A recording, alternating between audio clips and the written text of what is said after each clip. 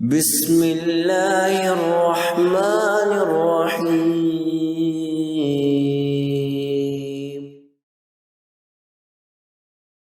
حضرت ابن عباس رضی اللہ تعالیٰ عنہما فرماتے ہیں، جس نے قرآن کریم کی اپنی زندگی میں کثرت سے تلاوت کی، ایسے شخص کو نکمی، بوسیدہ، محتاجی اور بڑھاپے کی ناکارہ عمر سے بچا لیا جاتا ہے، کیونکہ سورۃ التین کی آیت نمبر 5 اور 6 میں اللہ رب العزت کا ارشاد ہے، ثم رددناہ اسفل سافلین الا الذین آمنوا، پھر آہستہ آہستہ ہم انسان کی حالت کو بدل کر اسے بڑھاپے کی کمزوری، بوسیدگی اور ناکارہ زندگی کی طرف پلٹا دیتے ہیں، مگر وہ لوگ نہیں جو ایمان لائے۔ ابن عباس رضی اللہ تعالیٰ عنہما فرماتے ہیں، یہاں مگر وہ نہیں جو ایمان لائے سے مراد وہ لوگ ہیں جنہوں نے قرآن کریم پڑھا ہوگا۔ ابو سعید الخدری رضی اللہ تعالیٰ عنہ فرماتے ہیں کہ میں نے خواب میں دیکھا کہ میں سورہ صاد لکھ رہا ہوں، اور جب میں اس کے سجدے پر پہنچتا ہوں تو میں نے دیکھا کہ میرے ساتھ دوات، قلم بھی سجدے میں چلے گئے۔ اس کے بعد حضرت ابو سعید الخدری رضی اللہ تعالیٰ عنہ فرماتے ہیں،